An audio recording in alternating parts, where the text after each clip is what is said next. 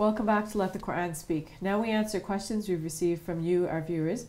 And if you have a question yourself, please visit our website, www.quranspeaks.com. Okay, Brother Shabir, the first question.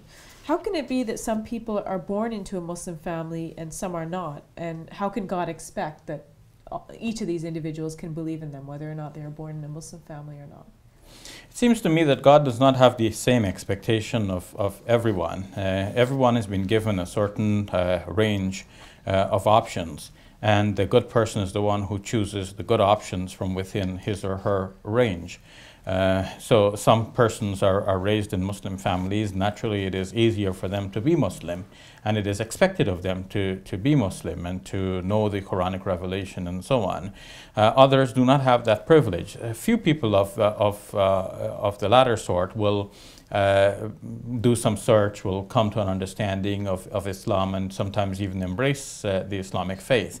For many people, embracing the Islamic faith would not even seem like an option. It's not within the range of vision even. Sometimes it's even unthinkable. So for such persons, there still is a range of options. There are good things and bad things available for that person to do or to think or to believe in, or concepts to hold and ideals to strive for. So that person now has to make decisions. Do I pick the good things, which are obviously there before me, or do I relax and enjoy life and just do what my physical desires lead me to do? So there are still people who are doing the very things which the Quran speaks about. There are people who seek God, and there are people who just simply get preoccupied with the material things, with their physical desires. They get lost in this life. They follow the whims and desires of Satan, and they do satanic things.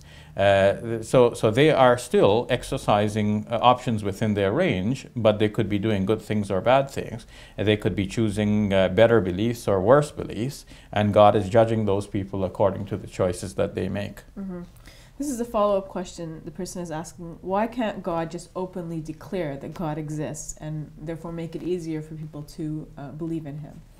Or to follow Him? Okay, we don't know all of the answers to all of the mysteries of life, but there are a few considerations here. One is that if God actually did openly declare Himself in such an unmistakable way that He is God and He alone deserves to be worshipped, which is what the Kalima or the Creed of Islam declares, then our declaration would no longer be a faith declaration. It'll be a natural and automatic.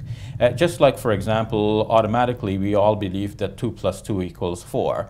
And nobody can actually believe that 2 + 2 = 5.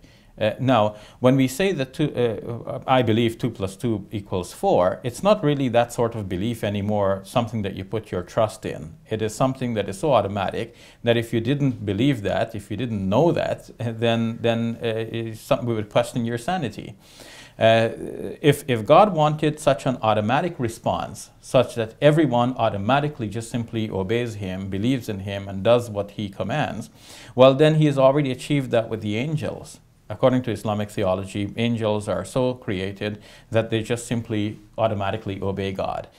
Well, is automatic obedience as cherished as the obedience and love that comes from a free individual who has the choice to do something else? It seems to us that automatic obedience is not as cherished as the obedience that comes from a free individual. When a person has to automatically obey and the person automatically obeys, that's nothing special. But when the person did not have to obey, did not have to believe in God, did not have to trust Him, did not have to put faith in Him, but they still do, then that relationship with God is a special one.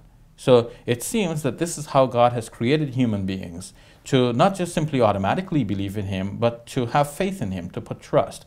The Arabic word iman, which we translate as faith, actually means to put one's trust. So by expressing our iman or our faith in God, we're actually putting our trust in Him even though we don't see Him.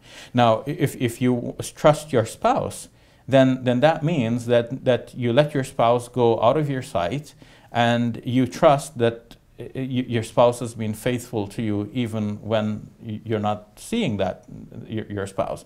But if you're always there and your spouse can see you and your spouse is in his or her best behavior all of the time, and they're seeing you, then you wonder, is the inner character of the spouse really good, or the spouse is just acting up well because I'm there in his or her presence?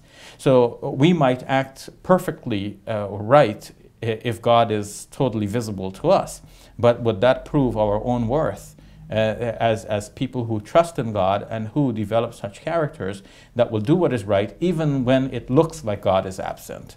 So it is the great plan of God that he has kept himself hidden from us, but he's required of us to have faith in him and trust in him.